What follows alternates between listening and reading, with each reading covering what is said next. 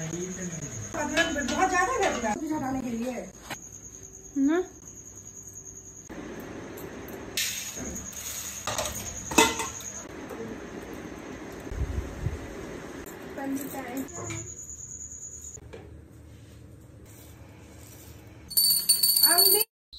Hello everyone, welcome back to my new blog. कैसे हैं मेरी सारी यूट्यूब फैमिली और फेसबुक फैमिली? होप सो आप लोग बहुत अच्छे होंगे। मैं भी बहुत अच्छी हूँ गाइस।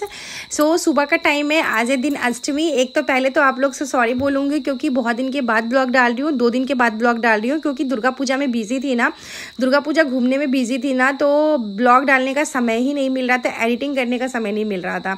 तो मैं आज सोची कि नहीं, आज तो मेरे को ब्लॉग डालना ही डालना है क्योंकि मैं 2 दिन से ब्लॉग नहीं डाल रही थी इस वजह से। सो ये अष्टमी वाला दिन है गाइज, और ये मैं ना पूरा काजल ना आंखों में ऐसे फैल सा गया था, तो वही मैं काजल जो है ना निकाल रही थी। ये देखिए कितना आंखों में ना पूरा फैल चुका है।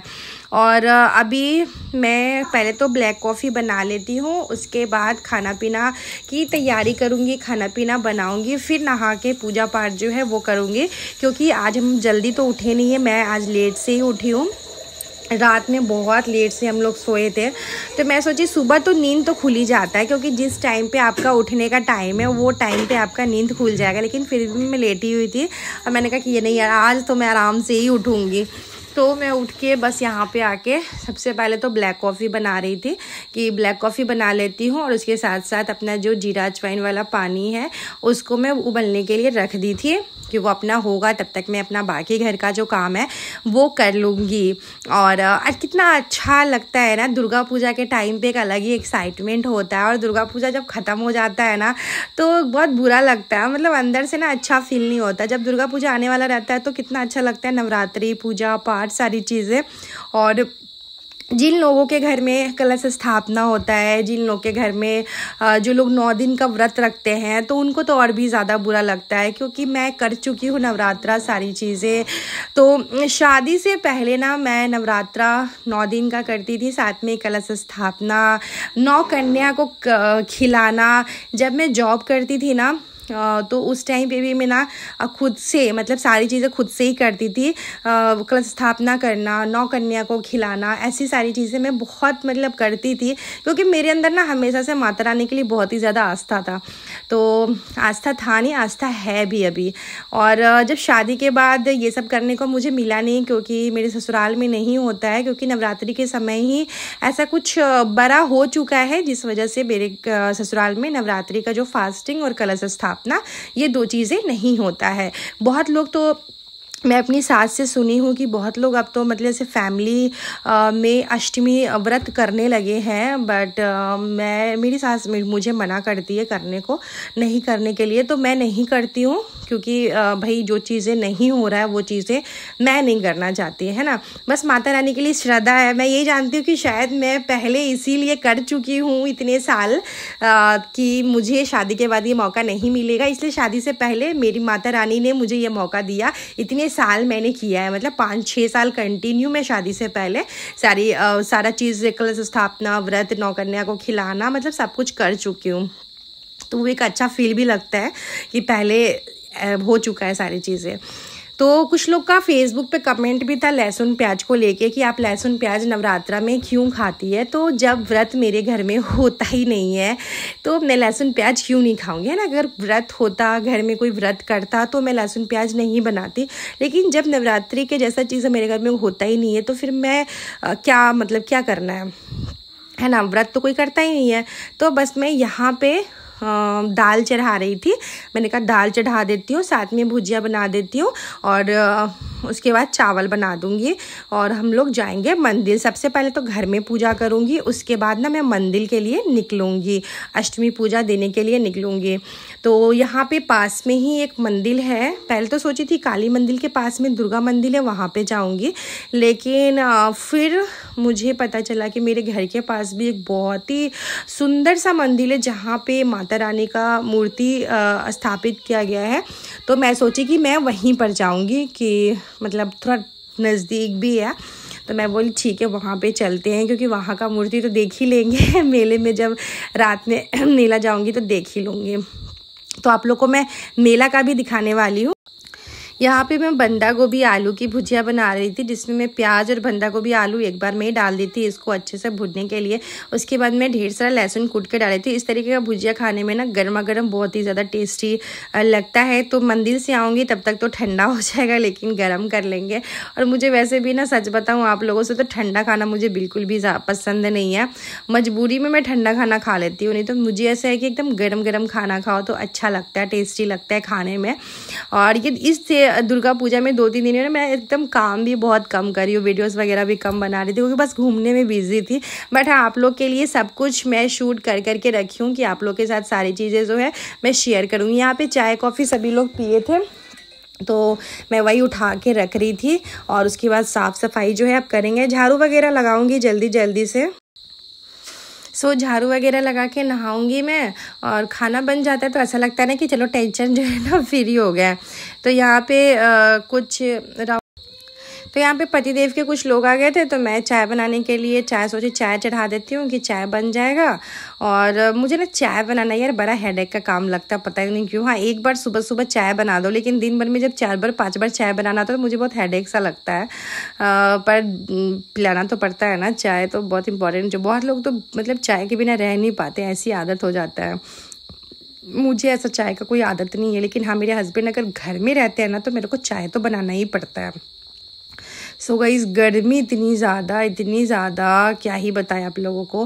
हालांकि अभी तो जैसे आज मैं वॉइस ओवर करी तो आज का मौसम सही था, सुबह में धूप था, लेकिन अभी शाम का मौसम अच्छा है।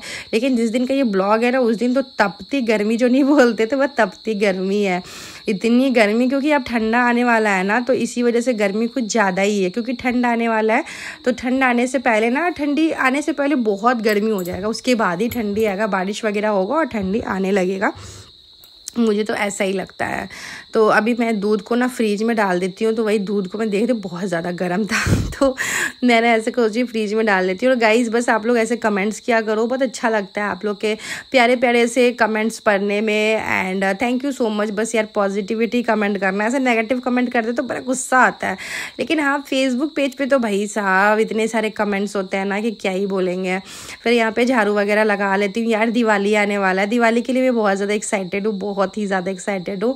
हाँ, पिछले साल भी दिवाली तो हमने इसी घर में मनाया था, लेकिन इस साल कुछ अलग एक्साइटमेंट इसलिए है कि इस बार भी मतलब उस बार तो था कि नए घर में शिफ्ट हुए थे ना, तो वैसी साफ़ सफाई नहीं करना था, लेकिन इस बार दिवाली की साफ़ सफाई तो करना ही होगा ना। तो वो सारी चीज़ें एक मतलब अलग ही एक्साइटमेंट होता है ना दिवाली सारी चीज़ों की, छठ पूजा का। और पता नहीं इस बार छठ पूजा में हम लोग घर जा पाएंगे कि नहीं जा पाएंगे, क्योंकि कुछ ऐसा मेरा ना काम ऐसा है कि मुझे अभी कंफर्म नहीं हूँ छठ पूजा को लेके कि मैं छठ पूजा में अपने ससुराल जा पाऊँगी कि नहीं जा पाऊँगी। सारी चीज़ों को लेके मैं भी कंफर्म नहीं हूँ। लेकिन दिवाली तो बहुत ही मतलब एक्साइटमेंट ही अलग होता है यार दिवाली का, कि हाँ यार दिवाली है। मतलब वो दिया बत्ती, घर की साफ़ सफाई, डेकोरेशन। मेन चीज़ तो मेरे को डेकोरेशन की वीडियोज़ बनाना, अपने घर को डेकोरेट करना मेरा ना बहुत अच्छा लगता है। पता है, शुरू से ना मेरा एक ना ऐसा था कि यार मैं अपने घर को खुद से सजाऊं, ऐसी चीज़ें करूं, वैसी चीज़ें करूं। तो जब अब कर पाती हूँ ना, तो वो बहुत अच्छा फील होता है मुझे कि हाँ मैं डेकोरेशन ऐसे करूं वैसे करूं, बहुत अच्छा लगता है। बहुत लोग ऐसा बोलते हैं कि घर को क्या सजाना रहता है। मुझे आपका ये नहीं समझ में आता यार, बिना घर को सजाए अच्छा लगता है क्या? अगर किचन को ही आप सही से नहीं रखोगे, फैला के रखोगे, तो क्या किचन देखने में अच्छा लगेगा? नहीं अच्छा लगेगा ना।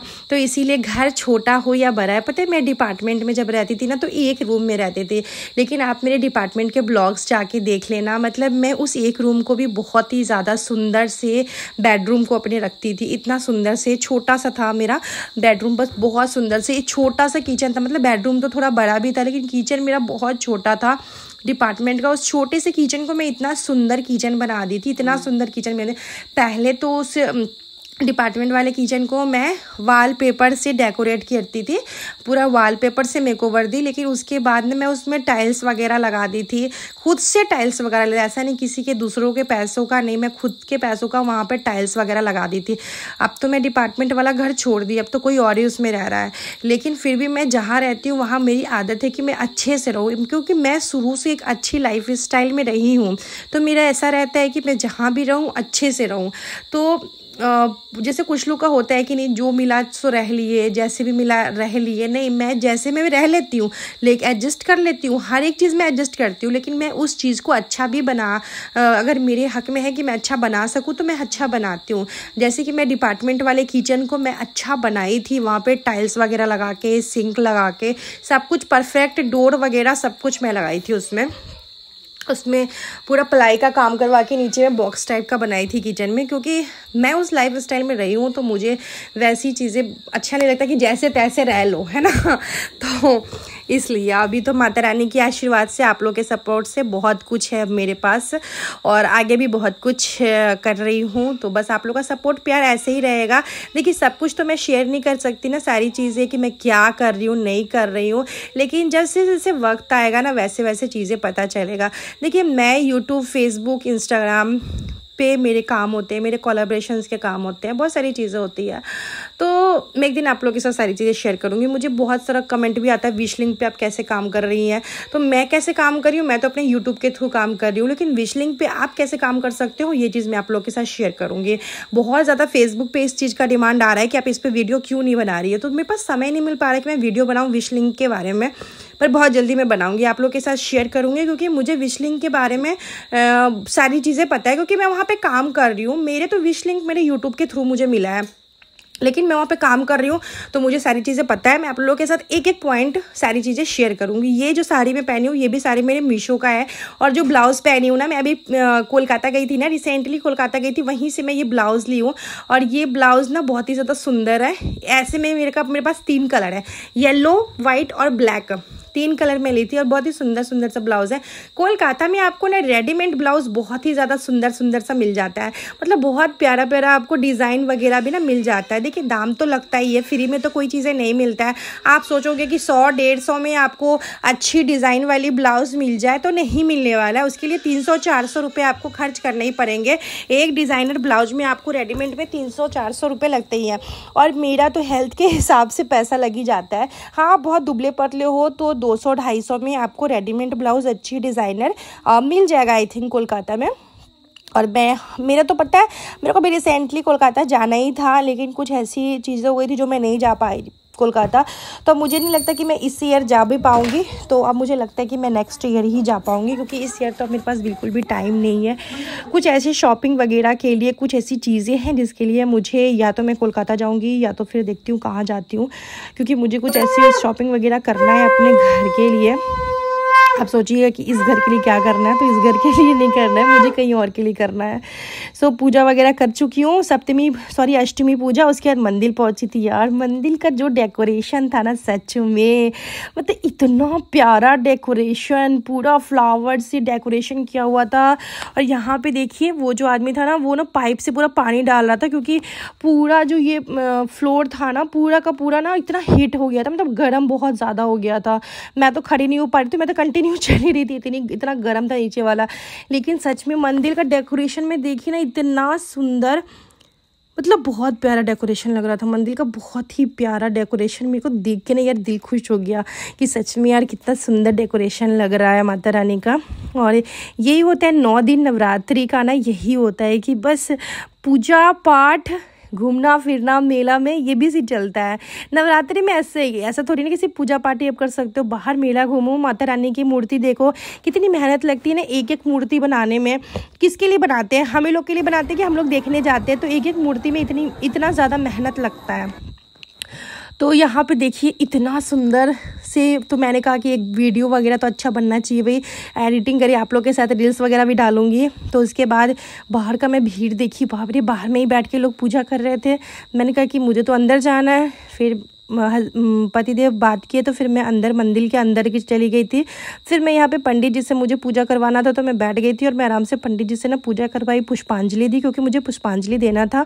तो मैं मंदिर में बैठ के पुष्पांजलि, तो बाहर जो भीड़ था, गजब भीड़ था। भक्तों की कमी नहीं है माता रानी को, एकदम से इतना अच्छा लग रहा था ना देख के, बहुत अच्छा लग रहा था सारी चीज़ें देख के। फिर मैं बाहर से सिंदूर लाई थी ना, मतलब मंदिर में से सिंदूर लाई थी, तो वहाँ पे ना पंडित जी ने कहा था कि अपने पति से लगवाना ये सिंदूर। तो मैं बोली ठीक है। फिर मैं बाहर निकल के ना हस्बैंड को बोली कि आप ये सिंदूर लगा दीजिए ना, पंडित जी बोले हैं कि आपके हस्बैंड से सिंदूर लगवा लेना। तो मैंने कहा ठीक है। फिर हस्बैंड लगा दिए। फिर वहीं पे ना पास में शंकर भगवान का, मतलब उसी मंदिर के अंदर में शंकर भगवान का भी था ये मूर्ति। यहाँ पे मैं बहुत बार आ चुकी हूँ। शिवरात्रि के टाइम पे भी यहाँ पे मैं आई थी, सोमवारी में शायद नहीं आई थी, शिवरात्रि के टाइम पे आई थी। और ये मंदिर बहुत अच्छा था। और सबसे अच्छी चीज़ें लगती है ना मेरा बेटा ऋषांक ना, मतलब ऋषांक को पूजा पाठ करने में इतना मन होता है ना, तो मुझे भी अच्छा लगता है कि जो अपने माँ बाप को वो देख रहा है वो चीज़ें वो सीख रहा है। कि जैसे मैं पूजा में इंटरेस्टेड हूँ, मेरे हस्बैंड पूजा पाठ करने में इंटरेस्टेड है, वैसे ही ऋषांक भी है। अभी लाडा का तो मैं नहीं बता पाऊँगी क्योंकि वो भी बहुत छोटा है, पर मुझे उम्मीद है कि मेरा छोटा वाला बाबू भी इसी तरीके से होगा। ऋषांक को पूजा पाठ करने में बहुत इंटरेस्ट है। उसके बाद सारा चीज़ करके मैं घर पहुँची हूँ। पतिदेव को फटाफट खाना दी हूँ क्योंकि उनको डिपार्टमेंट के लिए निकलना था, डिपार्टमेंट में जाना था। तो चलिए आज का वीडियो इसी के साथ एंड करते हैं। आप लोग के साथ मिलते हैं नए व्लॉग में। अगर मुझे अभी तक सब्सक्राइब नहीं किए तो जल्दी सब्सक्राइब कर लीजिए। तब तक के लिए बाय बाय, ख्याल रखिए, हंसते रहिए, मुस्कुराते रहिए, बाय बाय।